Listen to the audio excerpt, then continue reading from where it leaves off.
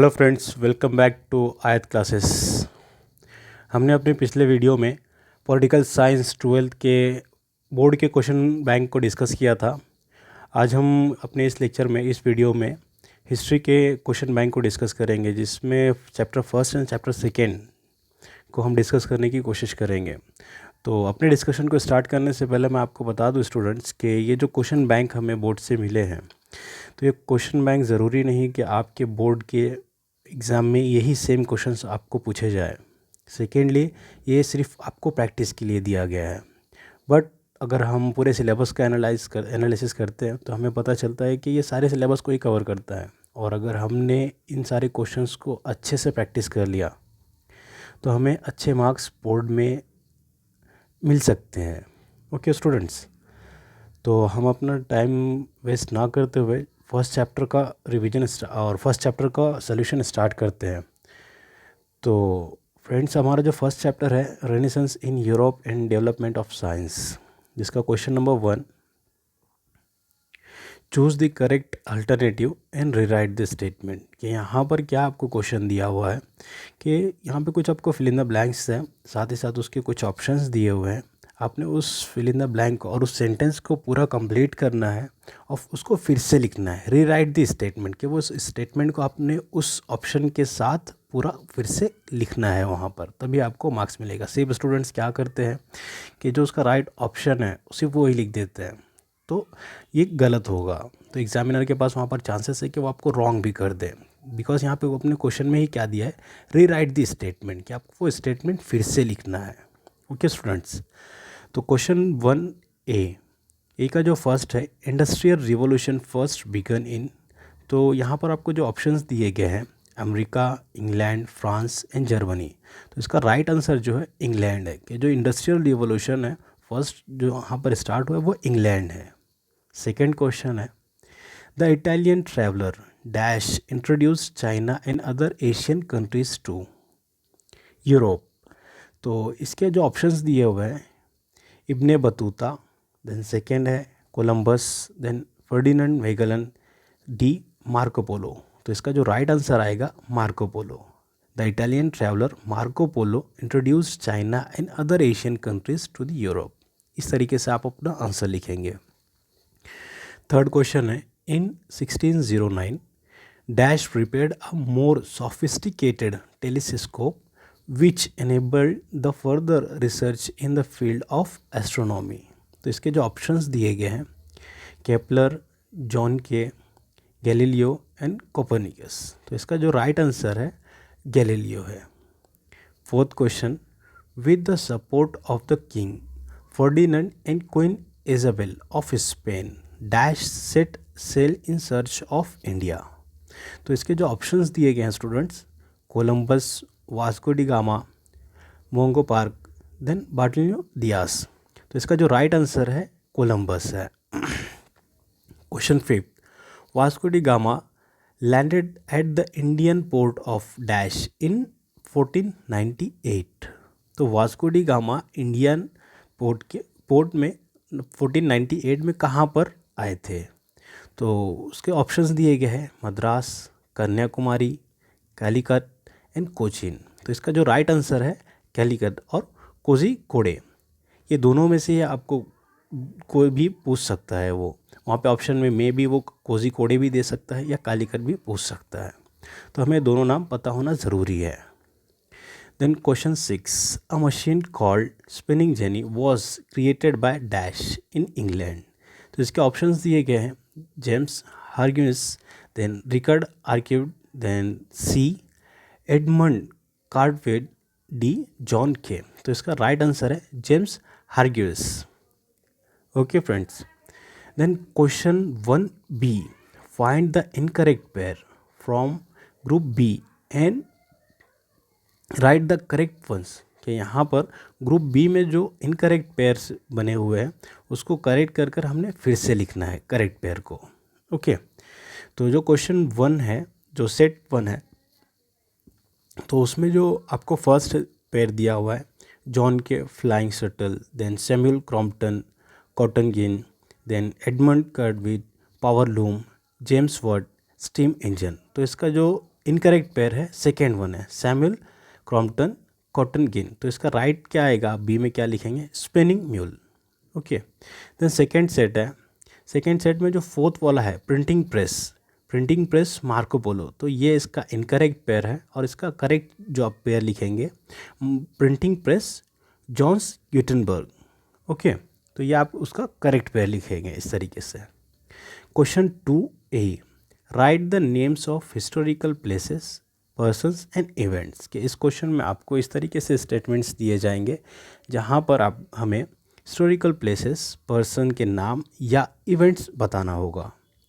तो क्वेश्चन 1 है scientist who told the world that the centre of our planetary system is the sun and not the earth. कि कौन सा scientist है जिसने कहा कि हमारे प्लानिटरी सिस्टम का जो सेंटर है वो अर्थ है, अर्थ नहीं है सन है। तो उसका निकोलस कॉपरनिकस, ये इसका राइट आंसर आएगा। द ट्रीटाइज रिटन बाय वरहमीर, तो यहाँ पे बृहस्पति। देन थर्ड वन है the highest authority of Catholic church. जो कैथोलिक चर्च है उसके जो हाईएस्ट अथॉराइज पर्सन होता है और उस पोस्ट को क्या कहते हैं, पोप कहते हैं। देन एपिक्स बाय होमर, तो Iliad and Odyssey. Then question 5 first viceroy of Portuguese. तो पोर्तुगीज़ का फर्स्ट वाइसरॉय कौन है, तो वास्को डी गामा जो इंडिया में आए थे। Then question 6 first attempt of circumnavigation of African continent. तो ये किसने किया था, Ferdinand Magellan. Question 2B, choose the correct reason and complete the sentence. कि यहाँ पर आपको कुछ सेंटेंसेस दिए गए हैं, आपने उसके करेक्ट रीजंस को चूज़ करना है और फिर से लिखना है। Portuguese started the trade of slaves from Africa because, कि जो पोर्तुगीज़ थे वो अफ्रीका से इंसानों को एक जगह से दूसरी जगह गुलाम बनाकर क्यों लेकर जाने लगे। तो हमें यहाँ पर जो ऑप्शंस दिए गए हैं, they wish to propagate Christianity in the African continent. Then second option है African people had more physical strength to be employed as labour. Third, cheap human labor was the need of Europeans. Then D, they wanted to rehabilitate Africans in the continent of America. तो हमें जैसे कि हमने अपने question 1 के starting में ही discuss किया कि जो इंडस्ट्रियल रिवॉल्यूशन है यूरोपियन कॉन्टिनेंट में हुई है, तो अब वो अपने यूरोपियन इंडस्ट्रीज़ को फेड करने के लिए उन्हें रॉ मटेरियल की ज़रूरत थी और रॉ मटेरियल को सही तरीके से चैनलाइज करने के लिए उनको चीप लेबर की ज़रूरत थी। तो चीप लेबर कहाँ से वो लोग इस्तेमाल करते थे, तो अफ्रीका से। तो इसका जो राइट ऑप्शन आएगा सी आएगा। ओके, तो स्टूडेंट्स आप उसको इस तरीके से लिखेंगे, Portuguese started the trade of slaves from Africa because cheap human labour was the need of Europeans. Okay, then question 2, the invention of printing has been the outstanding gift of the Renaissance period because, इसके options है it provided job opportunity for many. Then B, literary sources were now available. Then C, it boosted the trade. D, new avenues open to extend varied information and knowledge to common people. तो इसका जो right option आएगा वो D होगा, new avenues open to extend varied information and knowledge to common people. Okay, then question 3 का first, observe the map and answer the question based on. कि यहाँ पर आपको मैप दिया हुआ है और मैप को बेस कर और मैप पर ही आपको कुछ क्वेश्चंस पूछे गए हैं। तो जो आपका यहाँ पर फर्स्ट क्वेश्चन है, what is the southern tip of African continent known as. कि यहाँ पर जो साउदर्न टिप है अफ्रीकन कॉन्टिनेंट का उसका नाम क्या है, तो इसका नाम क्या है, Cape of Storms. Then question second, in which Indian port did Vasco da Gama landed. तो हमने इसको स्टार्टिंग में ही किया था, कालीकट और Kozhikode. Then third question, name the traveller who attempted to circumnavigate the world with the help of map, Ferdinand Magellan. Then write the name of any one traveler to travel in the direction of the America, Columbus.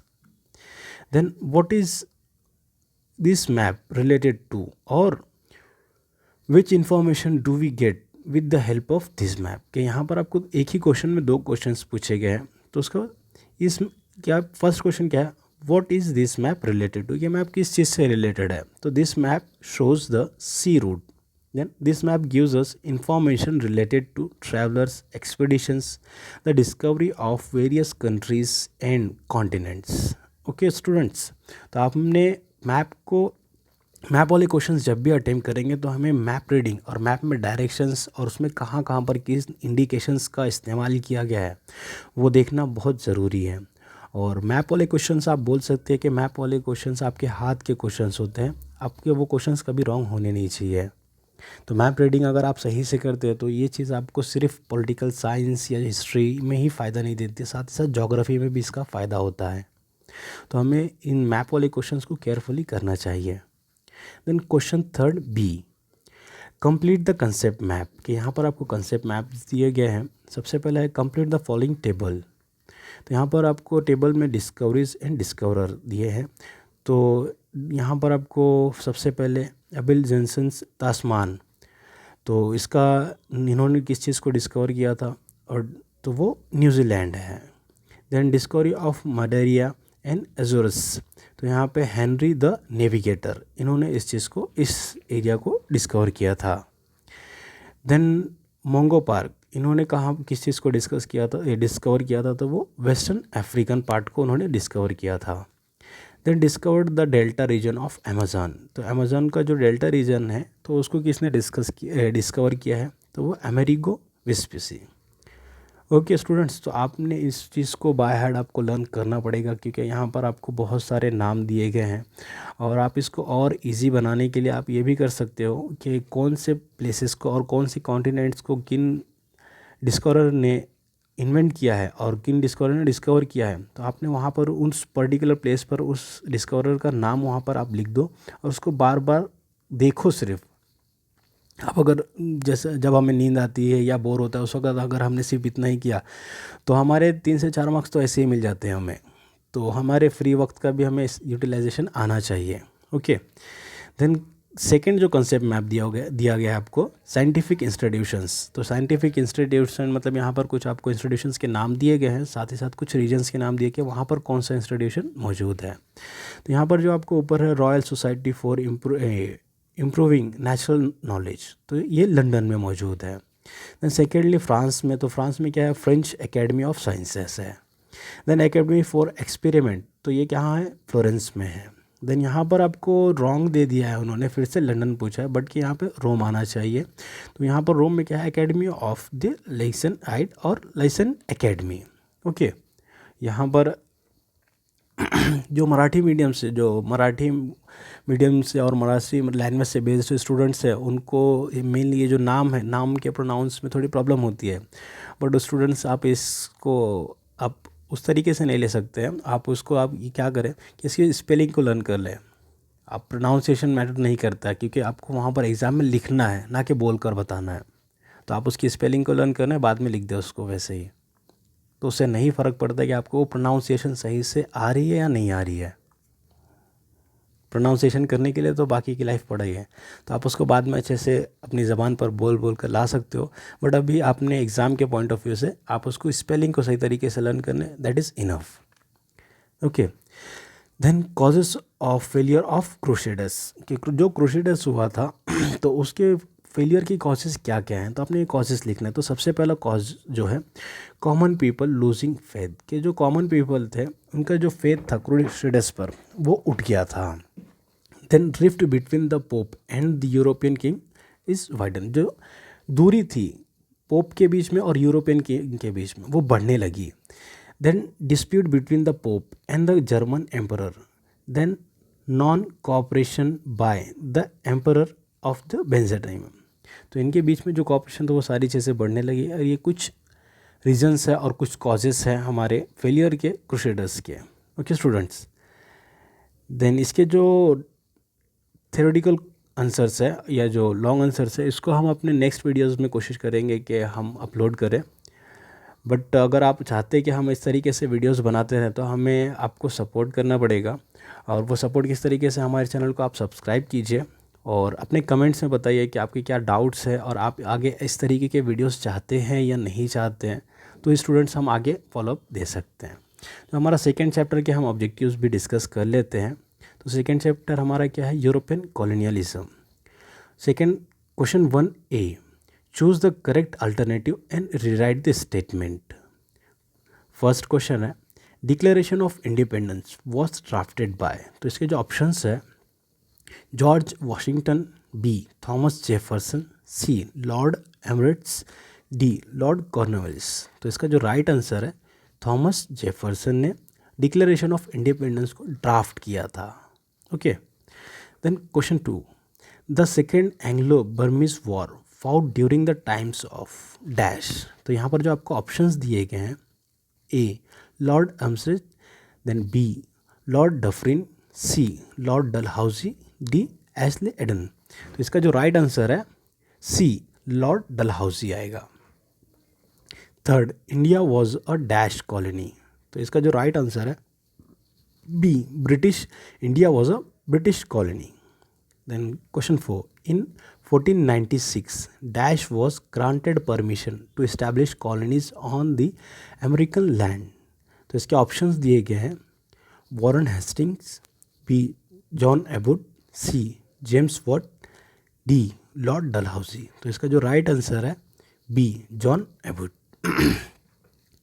Fifth question, the stamp act of 1765 passed by dash made it obligatory to purchase stamps for important documents।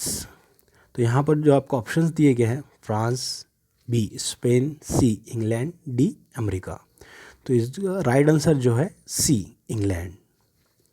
Six question, in 1774 meeting held at dash it was decided to oppose British colonial policies. तो इसके option है आपको, ए Philadelphia, B Boston, सी New York, D Paris. तो इसका जो right answer है, ए Philadelphia. Question 1B, find the incorrect pair from B and write the correct one. कि आपने यहाँ पर पेयर्स दिए गए हैं, तो बी वाला जो सेक्शन है, यहाँ पर इनकरेक्ट कौन सा पेयर है, आपने उसको फाइंड आउट करना है और उसको करेक्ट कर कर फिर से लिखना है। तो जो इसमें आपको सेट्स दिए गए, इसमें क्वेश्चन वन में जो सेट्स है, तो इसका जो फोर्थ वाला है, एवरी कोस्ट और पोर्तुगीज़ कॉलोनी, ये इसका रॉन्ग पेयर है, इनकरेक्ट पेयर है। तो इसकी जो करेक्ट पेयर है क्या, फ्रेंच कॉलोनी। आप जो पोर्तुगीज़ कॉलोनी, आप उसको हटाकर फ्रेंच कॉलोनी लिखेंगे, Ivory Coast French colony. Okay, then second one है, king of Myanmar Thibaw. Then second, commander of American colonies George Washington 3। Third है, island of Tasmania Australia. Then fourth, third Anglo Burmese war Lord Dalhousie. तो इसका जो incorrect pair है, fourth one है, third Anglo Burmese war Lord Dalhousie. तो इसका right answer क्या आएगा, थर्ड एंग्लो बर्मिस वॉर उस वक्त कौन थे, लॉर्ड डफरिन थे। ओके, क्योंकि हमने ऊपर ही डिस्कस किया कि सेकेंड एंग्लो बर्मिस वॉर में लॉर्ड डलहाउसी थे। Question second, write the names of historical places, persons and events. तो उसका फर्स्ट है, region from Florida to California on the southern coast of America was controlled by, तो वो Spanish. Okay, the second one, the C you guess for exploration were encouraged in the region of Queen। तो यहाँ पे क्या है, Elizabeth first queen of England. Then third, in 1607 the British built a colony on the banks of river James which was renamed as Jamestown। Okay, then fourth one, power that had colonies in the coastal region of North America stretching from New England to Carolina. तो यहाँ पर क्या आएगा, England. Fifth one है, in the 1890 treaty between whom it was agreed that Sikkim was a British protectorate. तो यहाँ पे क्या है, British and China. Sixth one, Suez canal that joined Mediterranean and Red Sea was built under the supervision of। तो यहाँ पे Ferdinand de Lesseps. Question 2B, choose a correct reason and complete the sentence, कि यहाँ पर आपको correct reason choose करना है और सेंटेंस को कंप्लीट करना है। ओके, तो यहाँ पर सेंटेंस कंप्लीट करना मतलब आपको वो सेंटेंस को पूरा फिर से लिखना ज़रूरी है। तो क्वेश्चन 2B का फर्स्ट है, the British wanted to gain control over Myanmar because, तो इसका ऑप्शंस है A, they wanted to expand their empire, then B, it was important for them to control the natural resources and the market in Myanmar, C, they wished to lead the colonial competition amongst the European nations, then D, they wanted to teach a lesson to King Thibaut of Myanmar। तो इसका जो right option है B, that is it was important for them to control the natural resources and the market in Myanmar. Then second one, European traders were attracted to Asian and African regions because, तो इसके options जो आपको दिए गए हैं, these continents had rich sources of diamonds, gold, coal, etc. and natural resources. B, they were attracted to people here. They wished to lead the colonial competition among the European nations. D, for the dissemination of knowledge। तो इसका जो right option है ए आएगा। तो क्या है, these continents had rich sources of diamond, gold, coal, etc. and natural resources। Okay, तो students अगर आपको ये हमारी वीडियो पसंद आए तो इसको लाइक करें और हमें सपोर्ट करें हमारे चैनल को सब्सक्राइब करते हुए, और अगर आपको ये पसंद आए वीडियो तो अपने फ्रेंड्स के साथ इस चीज़ को शेयर करना ना भूलें, और हमें कमेंट कर ज़रूर बताएं कि आप ऐसे और वीडियोस चाहते हैं या नहीं। अगर आपकी कोई डाउट्स हो तो आप कमेंट कर हमसे पूछ सकते हैं। थैंक यू एवरीवन हमारी वीडियोस को देखने के लिए।